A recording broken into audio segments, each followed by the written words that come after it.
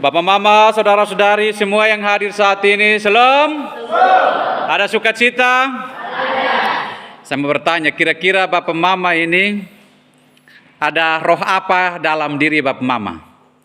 Ada Roh Kudus, ada Roh Kuda, ada Roh Halus, atau Roh Kudus? Ya, Roh Kudus Bapak Mama. Tidak mungkin dalam diri kita itu ada Roh Kuda, Roh Halus, Roh Kudus, tidak mungkin. Kalau ada Roh Kuda, ada Roh Halus, tidak mungkin kita ada dalam gereja. Amin. Ya, Bapak Mama, saudara-saudari, hari ini kita memperingati hari Pentakosta. Kita tahu bahwa Pentakosta itu hari pencurahan Roh Kudus. Tetapi sebelum pencurahan Roh Kudus, murid-murid itu mereka menanti. Kalau dalam Kisah Para Rasul itu 10 hari dalam penantian. Ketika 10 hari dalam penantian itu apa yang mereka lakukan murid-murid ini Bapak Mama? Yang mereka lakukan adalah mereka berkumpul lalu mereka mendengar firman Tuhan. Jadi 10 hari dalam penantian itu Bapak Mama bukan hanya duduk-duduk atau melakukan sesuatu yang bertentangan dengan Tuhan.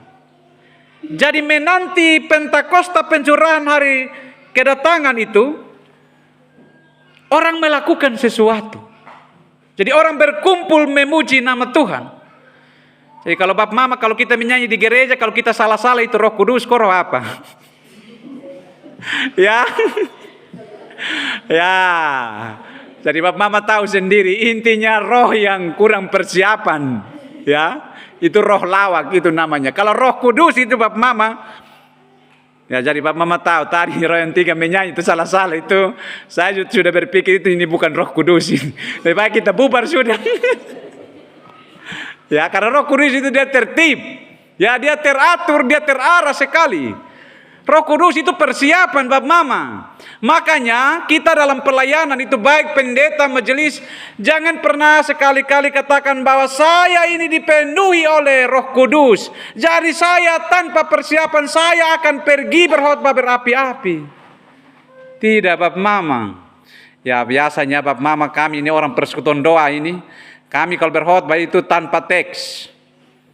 Karena bilang apa? Roh Kudus itu mendiami, jadi Roh Kudus itu kami meluap, jadi kami berkhotbah ini tanpa tulis. Tanpa persiapan Roh Kudus akan memberi kekuatan untuk kami berkhotbah. Itu keliru Bapak Mama. Roh Kudus ada dalam diri kita benar. Tetapi jangan sekali-kali mengabaikan yang namanya persiapan.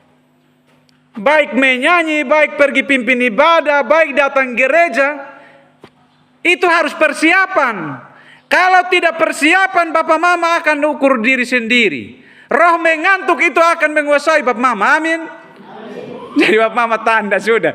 Dan sampai saya bahwa Bapak Mama mengantuk, begini. Nah, itu bukan Roh Kudus, itu roh kurang persiapan. Ya, jadi Bapak Mama jangan salah menafsir apa Roh Kudus. Nah Bapak Mama, saudara-saudari yang terkasih, Rasul Paulus ini adalah seorang rasul yang luar biasa. Dia adalah orang yang jahat. Kenapa saya katakan bahwa Rasul Paulus ini adalah orang yang luar biasa? Dia adalah orang yang jahat awalnya. Dan saya yakin bahwa kita yang hadir ini semua ini punya masa lalu. Amin kok? Kita punya masa lalu. Kita punya kehidupan yang terpuruk. Kita mungkin sangat terkenal adalah orang yang jahat di kampung. Jahat ini terlalu banyak Bapak Mama, jahat ini terlalu banyak. Kita mungkin terkenal dengan orang jahat. Tetapi ingat, tidak selamanya orang itu terkenal dengan orang jahat. Tetapi bisa saja dia akan berubah menjadi orang baik. Paulus pun juga begitu, Bapak Mama. Dia punya kehidupan yang lama, yang terlalu jahat, Bapak Mama. Dia tidak suka orang omong firman Tuhan. Dia paling tidak suka. Dan dia suka berniat jahat ketika orang pergi memberitakan Injil. Dia adalah orang yang pertama menghalangi itu Injil. Tidak mau Injil itu disebarkan. Tidak mau Injil itu diberitakan. Tetapi apa yang terjadi, Bapak Mama? Ketika ia pergi untuk mengkhianati, menghalangi orang-orang Kristen pada saat itu, dalam perjalanan ke Damsyik, di situ ia berjumpa dengan Tuhan. Tuhan membuat sesuatu cara untuk melumpuhkan dia, memberikan dia kesadaran, Bapak Mama, matanya buta. Itu cara Tuhan untuk menolong, merubah Paulus. Akhirnya apa? Dia menjadi pemberita Injil yang sangat terkenal. Ya, sangat terkenal. Makanya dalam tulisan ini, Bapak Mama, dia menulis kepada jemaat di Galatia untuk mempertahankan kebenaran Injil dan menghadapi atau mencegah ajaran-ajaran sesat yang berkeliaran, yang menyesatkan umat di jemaat Galatia. Itu tujuan Paulus menulis surat kepada jemaat yang ada di Galatia. Jadi yang pertama untuk mempertahankan kebenaran Injil, lalu yang kedua untuk mencegah ajaran-ajaran sesat yang terjadi. Bapak Mama, saudara-saudariku yang terkasih, Roh Kudus itu dia bekerja dalam setiap diri untuk melawan keinginan daging, ya. Untuk melawan keinginan daging dalam diri kita. Dalam bacaan ini, Bapak Mama, ada kaitan dengan pasal 5 ayat 13. Saudara-saudara, memang kamu telah dipanggil untuk merdeka, tetapi janganlah kamu mempergunakan kemerdekaan itu sebagai kesempatan untuk kehidupan dalam dosa, melainkan layanilah seorang akan yang lain dengan kasih. Yang namanya orang merdeka, Bapak Mama, dia bebas. Dia tidak terikat, dia tidak dijajah, Bapak Mama. Jadi kalau dalam rumah tangga masih dapat penjajahan dari suami, dari istri, dari anak-anak, itu sesungguhnya juga belum merdeka. Karena masih hidup dalam keterpurukan. Jadi orang yang merdeka itu, Bapak Mama, dia harus tertib hidup. Bukan merdeka dan ada dalam perbuatan dosa. Kalau kita ada dalam hawa nafsu, dalam kedagingan, Bapak Mama, itu sesungguhnya kita belum merdeka. Merdeka berarti bebas dari kejahatan. Jadi Bapak Mama, saudara-saudari yang terkasih, dalam bacaan kita saat ini, di ayat ke-19 ini, Bapak Mama, ini menggambarkan tentang orang yang hidup dalam kedagingan. Orang yang hidup di dalam dosa. Saya bagi menjadi 3, Bapak Mama, dalam teks kita ayat 19. Yang pertama, Bapak Mama, penyembahan berhala dan sihir. Bapak Mama pernah lihat orang pergi sembah batu kayu? Pernah? Ya, saya yakin ikan kayak tidak ada ya. Penyembahan berhala ini banyak sekali, Bapak Mama. Kira-kira kalau dia pergi di batu kayu, dia omong-omong, itu Roh Kudus, kok roh halus? Itu sudah. Mulut komat kami tidak tahu dia ngomong apa. Itu dia waras kok, dia gila. Dia gila, Bapak Mama. Itu bukan Roh Kudus pun kerja itu. Dia duduk dulu, dia omong itu batu, kayu, yang tidak bisa omong juga. Jadi yang gila itu, Bapak Mama, bukan itu kayu, bukan itu batu. Tapi yang gila itu adalah orang yang Ya, saya yakin Bapak Mama semua kita di sini nih, semua orang waras. Tapi kalau ada orang yang pergi sembah itu patung, itu batu, itu kayu, itu gunung, itu orang gila. Karena pekerjaan Roh Kudus itu tidak suruh orang kopi, kok omong-omong. Dan Bapak Mama tahu dalam bacaan kita tentang sihir. Sihir itu Bapak Mama orang yang punya kekuatan gaib. Dia punya kemampuan. Jadi ketika Bapak Mama mau pergi butuh dia, pasti dia baca mantra. Karena dia punya kekuatan gaib. Membaca mantra ini Bapak Mama, satu kali ada keluarga yang sakit dan ini mamtua ini dia datang. Saya pikir dia berdoa, bilang dia hamba Tuhan. Suruh ambil gelas dan isi air. Bapak Mama dia doa ini, Bapak Mama saya perhatikan dia begini. Kan kalau kita berdoa kan tidak begini toh Bapak Mama. Dia pegang gelas, di dalamnya ada air, dia sumulai. Mulutnya komat kami, dia kita berdoa kita tidak dengar. Dia hanya, kita tidak tahu dia mau ngapa. Jadi dia mulai putar begini. Lalu kemudian dia drama ini, dia jama ini orang sakit. Tapi dia ada sementara, tangannya dilipat begini. Lalu kemudian dia model kebuka jurus. Tiba-tiba Bapak Mama, ada paku, ada kawat. Bapak Mama ini masuk akal atau tidak Bapak Mama? Kira-kira kita butuh ini ada kawat, ada paku. Tapi toh Bapak Mama kita masih percaya. Tapi kalau kita di Kanekai ini Bapak Mama, paling terkenal adalah kita pergi ini orang sihir dong ini. Nanti dia bilang, Piko, bawa telur, kopi kubur Ami di situ. Atau Piko bawa telur, kas pizza, kau taruh di ini, tungku dong.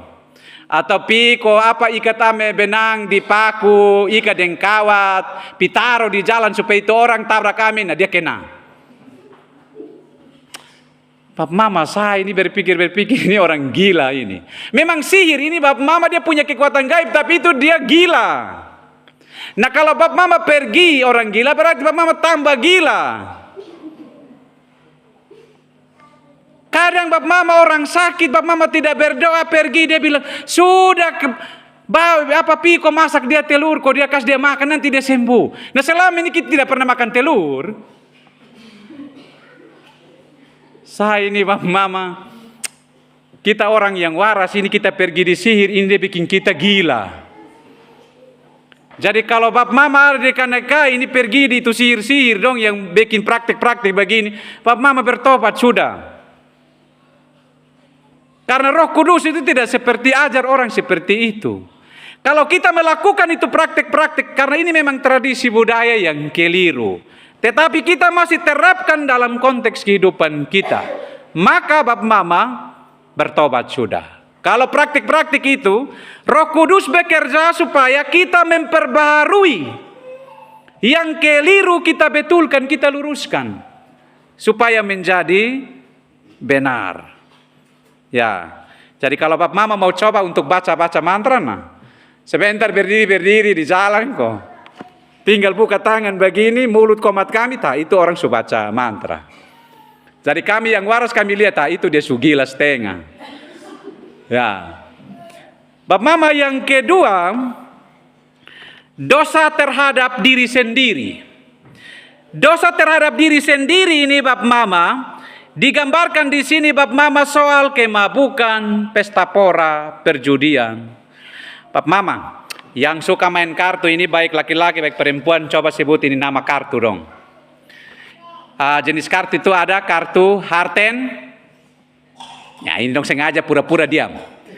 Ada kartu Roet.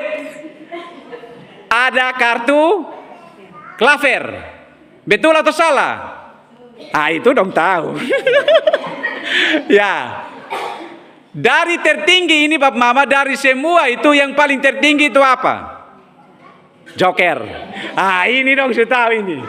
Joker, ya. Tetapi yang membedakan ini Bapak Mama, ada Joker. Itu dong pintar-pintar ini jemaah dong ini pintar-pintar. Ada Joker putih, ada Joker merah.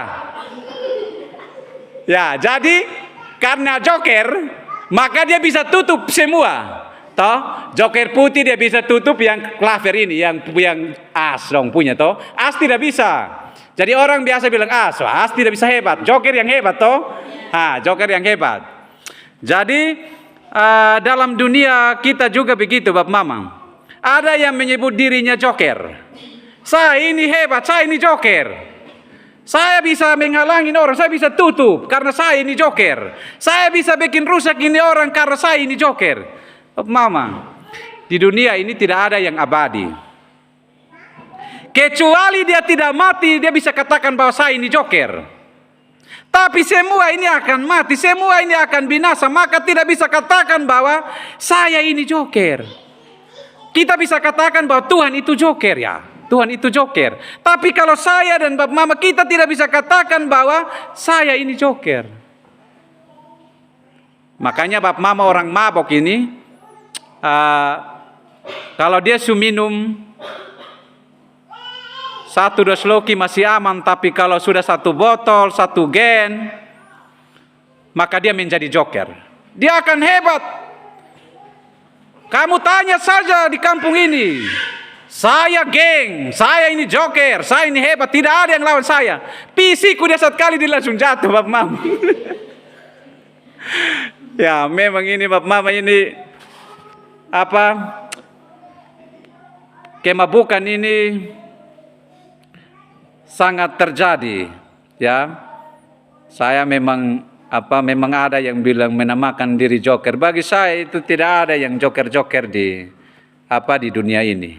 Kita hanya mungkin klaver, roet, harten, koneng, as, karena joker yang tutup kita toh. Ya. Bapak Mama, saudara-saudari yang terkasih dalam Tuhan, yang ketiga ini dosa terhadap sesama manusia seperti, Bapak Mama perhatikan di ayat 19 itu, ada perseteruan, ada perselisihan, ada iri hati. Itu dosa terhadap sesama manusia. Jadi dia akan mencelakakan orang lain. Bapak Mama ingat, Bapak Mama, orang iri hati ini, orang kalau beli motor, dia yang panas. Orang kalau beli kipas angin, dia yang dingin. Itu orang iri hati. Ujung-ujung Bapak Mama karena iri hati menguasai dirinya, maka apa? Iri hati berdampak pada makan hati. Kalau sudah makan hati, Bapak Mama ingat, pasti apa? Dapat gelar S3. Stres, stroke, stop. Itu. Jadi lebih baik jangan iri hati kepada orang lain yang berhasil, yang sukses, sehingga kita jadi makan hati dan kita sakit.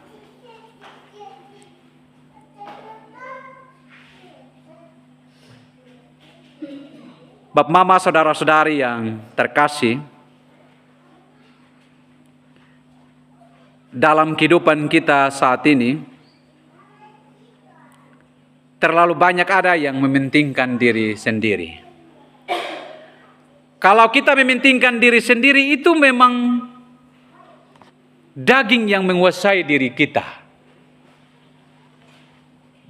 Kalau kita mementingkan diri sendiri, Bapak Mama, akan membuat saya dan Bapak Mama, saudara-saudari, akan sombong. Dan ujung-ujung akan makan puji. Karena mementingkan diri sendiri. Tidak mau berbagi dengan orang lain. Itu memang kedanginan yang sangat-sangat melekat di dalam diri kita. Tetapi Bapak Mama, saudara-saudari, di ayat 22 sampai dengan 25 dalam teks kita saat ini, Paulus menunjukkan kualitas kehidupan orang Kristen tentang buah-buah roh yang dimiliki oleh orang-orang Kristen. Jadi Bapak Mama omong soal Roh Kudus itu, dia suka damai Bapak Mama. Dia tidak suka dengan perselisihan. Maka Kalau kita hidup dalam daging, kedagingan Bapak Mama, maka dia akan bertentangan. Jadi yang namanya gelap dengan terang tidak bisa bersatu. Jadi kalau di dalam gereja Bapak Mama, kita gabungkan antara gelap dan terang, persekutuan akan kacau. Paulus memisahkan itu Bapak Mama, karena memang gelap dan terang tidak bisa bersatu, harus dipisahkan. Jadi Bapak Mama, saudara-saudariku yang terkasih, kalau saya dan Bapak Mama semua, kita pun hidup ini masih seperti makan gado-gado, menikmati gelap dan menikmati terang, hidup dua-dua. Orang tahu bahwa kita saleh, tetapi kita sadis. Kita harus belajar untuk memisahkan itu. Karena Roh Kudus cara bekerjanya untuk memperbarui kehidupan kita. Dia mengubah kehidupan kita. Jadi hidup lama itu kita tidak bisa pakai. Itu pekerjaan Roh Kudus. Makanya menyembah Tuhan di dalam roh dan kebenaran. Roh itu akan memampukan orang untuk bersaksi. Makanya di Kisah Para Rasul pasal 1 ayat 8, jika ada Roh Kudus turun ke atas mereka, ada kuasa, maka mereka akan mampu bersaksi, mampu berkata-kata tentang kebenaran Tuhan. Itu pekerjaan Roh Kudus. Tetapi ingat Bapak Mama, Roh Kudus berbeda dengan roh kata-kata, air kata-kata Bapak Mama. Makanya orang kalau suteler, dia pendiam tapi dia akan menjadi cerewet. Itu bukan pekerjaan Roh Kudus, tapi itu juga roh halus. Ya. Jadi Bapak Mama, saudara-saudari yang terkasih dalam Tuhan, kita semua ini adalah terbatas. Kita sangat lemah. Tetapi kita percaya bahwa kuasa Tuhan yang dianugerahkan, ada pekerjaan Roh Kudus yang dianugerahkan kepada murid-murid untuk mereka mampu bersaksi kemanapun mereka berada. Maka kita juga sama. Ada kuasa, ada pekerjaan Roh Kudus dalam diri kita untuk kita mampu bersaksi. Tetapi ingat, mampu bersaksi tentang hal yang benar. Bukan mampu bersaksi tentang hal yang buruk. Jadi Roh Kudus bekerja, maka semua yang datang pada saat ini datang beribadah kepada Tuhan dalam roh dan kebenaran. Itu pekerjaan Roh Kudus. Lalu bagaimana dengan orang yang tidak gereja? Ya mungkin Roh Kudus belum ada dalam hati mereka. Jadi kita yang setia ini kita harus berdoa supaya Roh Kudus bekerja dalam diri mereka, supaya ada perubahan dalam hidup. Dan Roh Kudus juga Bapak Mama menolong setiap orang untuk menata kehidupan yang tidak baik menjadi baik. Kira-kira Bapak Mama tahu tentang sale-sale? Kalau orang menyanyi-menyanyi sampai jatuh-jatuh, sampai taguling-taguling di bawah tanah, itu kira-kira Roh Kudus kok atau roh apa?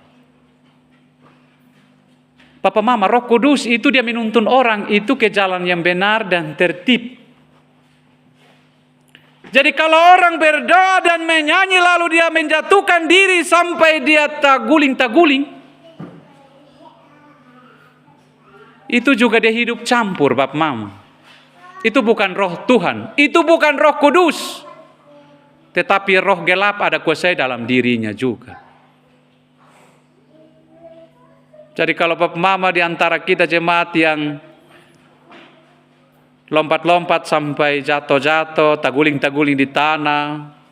Dari awalnya dia mandi bersih, tapi tiba-tiba karena dia jatuh taguling-taguling, akhirnya dia kotor-kotor. Dia harus koreksi dia diri, Bapak Mama. Roh Kudus itu tidak sembarang yang kita tafsir bahwa kita harus jatuh sampai taguling-taguling.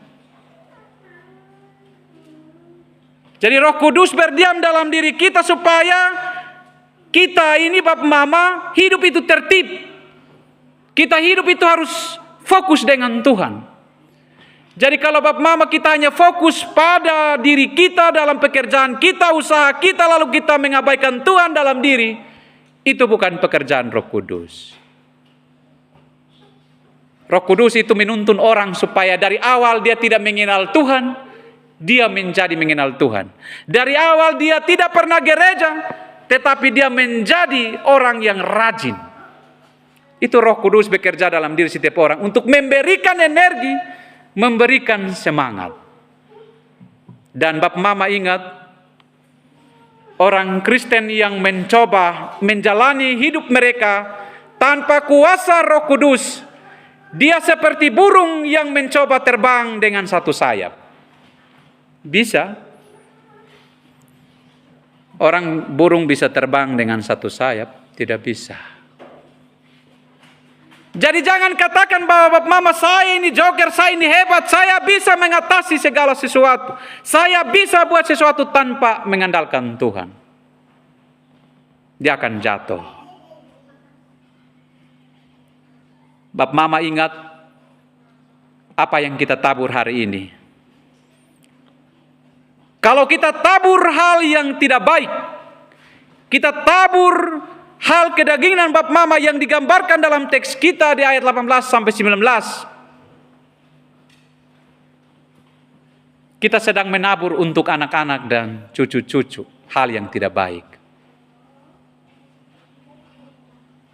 Bukan hanya kita saja Bapak Mama. Kalau kita buat jahat kepada orang lain Bapak Mama, kita suka bikin susah orang lain, ingat Bapak Mama, kelak juga orang akan bikin susah kita, anak kita, cucu kita juga. Amin kok? Ya. Hukum tabur tuai itu akan berlaku bagi saya dan Bapak Mama semua. Selagi hidup ini Bapak Mama, di pasal 6 di ayat ke-8 itu, sebab barang siapa menabur dalam dagingnya, ia akan menuai kebinasaan dari dagingnya. Tetapi barang siapa menabur dalam roh, ia akan menuai hidup yang kekal dari roh itu. Jadi hukum tabur tuai akan berlaku bagi saya dan Bapak Mama. Maka kesempatan yang ada ini Bapak Mama kita jangan sia-siakan. Kalau saya dan Bapak Mama saat ini sedang menabur hal yang jahat, berdoalah kepada Tuhan untuk rubah. Tetapi jika saat ini kita sedang menabur hal yang baik, berdoalah kepada Tuhan supaya memberikan roh itu, supaya kita tetap melakukan yang terbaik. Ingat Bapak Mama, saudara-saudari, dalam teks kita ini adalah milik kepunyaan Kristus. Maka kita ini adalah milik Kristus. Jangan memberikan kepada dunia untuk memperbudak kita dengan hal-hal yang jahat. Berilah dirimu untuk dituntun, diperbarui, supaya hidup kita ini tertib dan teratur. Layanilah Tuhan dengan roh yang ada padamu. Tuhan Yesus memberkati firman-Nya. Amin.